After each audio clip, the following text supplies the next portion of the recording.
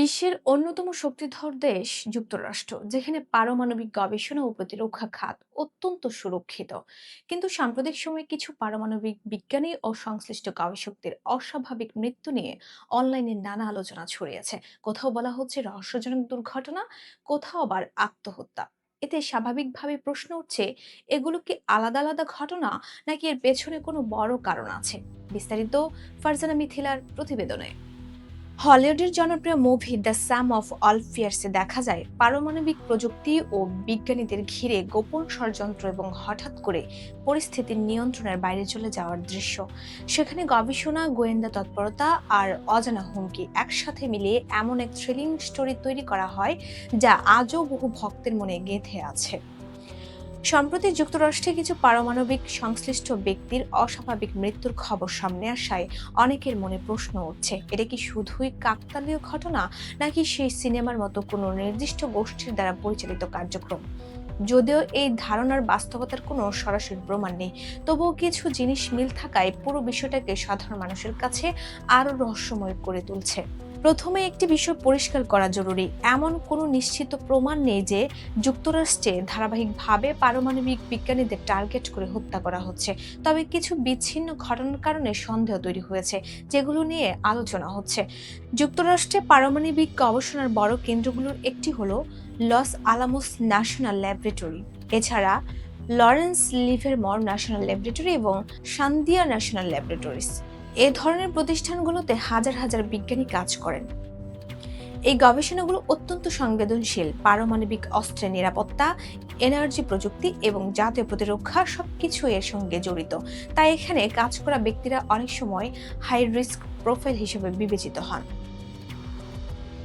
Federal bureau of investigation এ ধরনের সংস্থার সাধারণ অস্বাভাবিক মৃত্যু বা নিরাপত্তা সংশ্লিষ্ট ঘটনায় তদন্ত করে। তাদের তদন্তে এখন পর্যন্ত বড় কোনো ষড়যন্ত্র বা ধারাবাহিক টার্গেট হামলার প্রমাণ প্রকাশ্যে আসেনি। তবে কেন সন্দেহ তৈরি হয়েছে? প্রথম কারণ হলো এই খাতের গোপনীয়তা। পারমাণবিক গবেষণা অত্যন্ত সীমিত তথ্যের মধ্যে পরিচালিত হয়, ফলে কোনো ঘটনা ঘটলে পুরো তথ্য জনসমক্ষে আসে না। এতে গুজব ছড়ানোর সুযোগ তৈরি হয়। দ্বিতীয়ত, আন্তর্জাতিক প্রতিযোগিতা। পারমাণবিক প্রযুক্তি নিয়ে বিশ্বজুড়ে প্রতিযোগিতা রয়েছে। এই কারণে অনেকেই মনে করেন বিদেশি গোয়েন্দা সংস্থার আগ্রহ থাকতে পারে। এবং তৃতীয়ত, মানসিক চাপ। এই ধরনের গবেষণায় কাজ করা ব্যক্তিদের উপর প্রচন্ড চাপ থাকে। নিরাপত্তা বিধি, গোপনীয়তা এবং দায়িত্ব সব মিলিয়ে মানসিক চাপ তৈরি হতে পারে। বিশেষজ্ঞরা বলছেন, অনেক ক্ষেত্রে এই চাপ ব্যক্তিগত সমস্যাকে বাড়িয়ে দিতে পারে।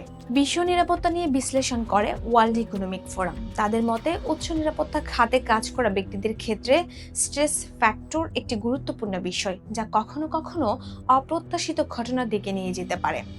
তবে সোশ্যাল মিডিয়ায় জল্পনা রয়েছে, এসব বিজ্ঞানী অ্যান্টি গ্র্যাভিটি, উন্নত জ্বালানি বা ইউএফও সম্পর্কিত গোপন গবেষণা নিয়ে কাজ করেছিলেন, যা সরকার আড়াল করতে চাইছে, অথবা টার্গেট এলিমিনেশনের শিকার হচ্ছে। কিন্তু এসব দাবির বেশিরভাগই যাচাইযোগ্য তথ্যের উপর ভিত্তি করে নয়। অনেক বিশেষজ্ঞ আশঙ্কা করছেন, এসব বিজ্ঞানী অত্যাধুনিক ও সংবেদনশীল পারমাণবিক ও মহাকাশ গবেষণার সাথে যুক্ত থাকায় কোনো বিদেশি শক্তি বা প্রতিপক্ষ রাষ্ট্র তাদের টার্গেট করে থাকতে পারে। কেউ কেউ একে যুক্তরাষ্ট্রের ভেতরের নিরাপত্তা ব্যবস্থায় বড় ধরনের ফাটল বা পরিকল্পিত ষড়যন্ত্র হিসেবে দেখছেন। অ্যান্থনি সাভেজ ছিলেন লস অ্যালামোস ন্যাশনাল ল্যাবরেটরির পারমাণবিক অস্ত্র গবেষণা বিভাগের সাবেক ইঞ্জিনিয়ার, যিনি 2025 সালের মে মাসে নিউ মেক্সিকোর নিজ বাড়ি থেকে নিখোঁজ হন। মনিকা জাসিন্টো রেজা ছিলেন নাসার জেট প্রপালশন ল্যাবরেটরির ম্যাটেরিয়াল প্রসেসিং ডিরেক্টর, যিনি 2025 সালের জুনে হাইকিং করতে গিয়ে নিখোঁজ হন এবং তার কোনো খোঁজ মেলেনি।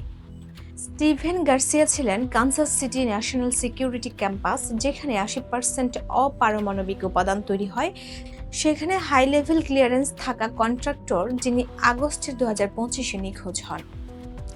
ধারণা করা হয় 2024 থেকে 2026 পর্যন্ত মোট 11 জন পরমাণু বিজ্ঞানী কেন্দ্রের সাথে জড়িত রহস্যজনকভাবে মৃত্যুবরণ করেছে কিংবা নিখোঁজ হয়েছে। ধারাবাহিক ঘটনাগুলো নিয়ে অনেক ষড়যন্ত্র তত্ত্ব প্রচলিত রয়েছে, যেখানে চীনের মতো বিদেশি শক্তি বা গোপন কোনো সংস্থার সম্পৃক্ততার সন্দেহ করা হচ্ছে। শেষ পর্যন্ত প্রশ্ন থেকেই যায়, সবকিছু কি কেবলই কাকতালীয়, নাকি কিছু ঘটনা এখনো অজানা? উত্তর পুরোপুরি পরিষ্কার নয়, তবে একটি বিষয় নিশ্চিত, সংবেদনশীল খাতে কাজ করার ব্যক্তিদের ঘিরে যে কোনো ঘটনা খুব দ্রুতই রহস্যের রূপ নেয়, বিশেষ করে যখন তথ্য সীমিত থাকে। Voice of Bangla, international desk.